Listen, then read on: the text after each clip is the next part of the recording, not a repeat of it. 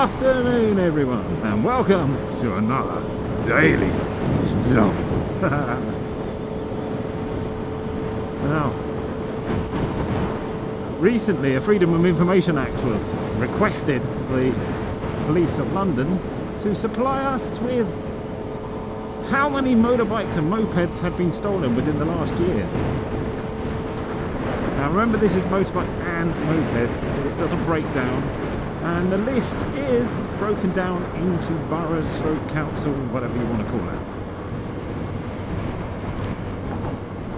The total number of motorbikes and mopeds stolen last year in London, and we're not talking about the suburbs of London, we're talking about central London sort of thing, is 16,000 and about 600, so 16,600 motorbikes stolen last year. Now that's a horrendous amount. So it's on average, what, about 1,100-ish? Is that right? Somewhere around there. A month being stolen. A month in London. It's just nuts, isn't it? Unfortunately, it doesn't go into make or anything like that, or motorbike stroke moped. It's just, that's how many were stolen. So that's a hell of a lot, basically. I don't know what the Met Police are trying to do about it, if anything.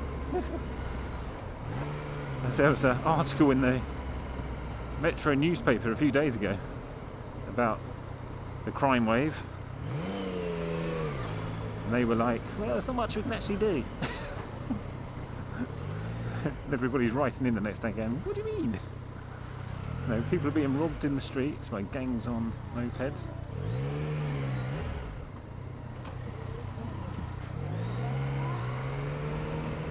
And you're saying, there's not much we can do. What the police are actually saying is the no pursuit policy sort of thing. But what they have started to do, to keep you updated, I know I've talked about this before, is they have actually started deploying undercover officers on the streets in the areas where they know people may be targeted. And they've had some success. They've had quite a lot of success, actually. And they are literally just grabbing people off the bikes. They wait for them to come on the pavement and then boom, they've got them. As soon as they hit the pavement, they grab you. And they've also done a number of raids recently. There's been quite a lot of success recently, actually. And we'll give the police that. They have actually taken it to heart, all this moaning that people have been doing. Well, it's not moaning, it's justified. There has been a complete lack of action on the police side. But that's not because of the general body on the beat. The general body on the beat doesn't want to get involved with the chase. Because if something happens to the person they're chasing, there is so much hassle for the poor Bobby. The poor Bobby's not breaking the law, he's not causing trouble, he's trying to resolve it. But if something happens that causes a crash, they get vilified for it by the papers like The Guardian. And The Guardian is one of the papers that's actually caused this trouble at the moment. Because they're the ones who went absolutely nuts when misinformed they were about certain riders that were hurt by the police. Now this was before the no pursuit policy was really heavily enforced. And because the Guardian newspaper really went to town on the police, saying, oh, you shouldn't have chased them, they shouldn't have got hurt, it's led to this disaster that we're in now. But yeah, the police have started taking action. There's been a lot of raids recently, a lot of people captured, some people going away for as much as 3 years plus, other people just getting pathetic fines. And that seems to be the problem now, is the inequality in the justice system. So some people being banged up for years, other people have been given like £200 fines. It's just bizarre. And now another funny story was one of the guys who got caught recently. Now I don't know if this, I've seen all the posts and I've seen the reaction to it, but I don't know if it's 100% true. But anyway, this guy got done for nicking bikes, and all he got at the end of the day was about 250 quid fine or something like that. That's about it. You know, slap on the wrist basically and pay some money, which is going to be nothing for someone who's stealing, say, a bike like mine. If he stole it tomorrow, he's going to easily be able to get a couple of grand for it, easily.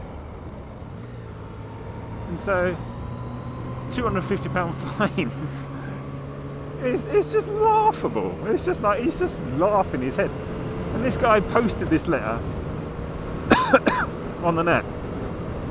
Said, "Look at this! I can pay this off just like that," sort of attitude. And so obviously, all the London bikers now have seen it. All the country's bikers have now seen it, and they've got his address.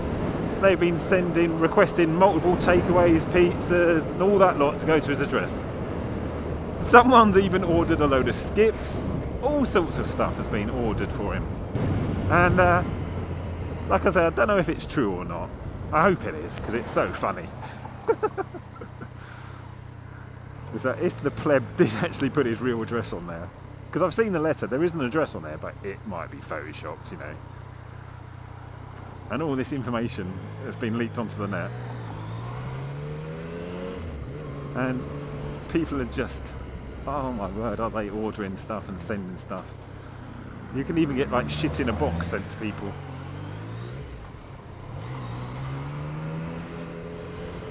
And some people have even been sending that. So the ramifications are just too funny. But fancy like boasting about how much money you make from stealing bikes, and you can pay the fine just like that.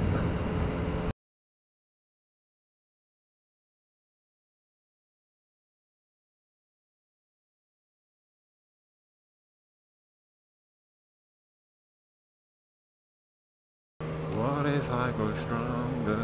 What if I get higher? What if I start doing things I know I will regret? I will find my own way, I will not surrender. I will do my best until I get put under. What if I grow stronger? What if I grow stronger? What if I go stronger? What if I get higher? What if I start doing things I know I will regret? I will make my own way, I will not surrender. I will do my best until I get put under. What if I go stronger?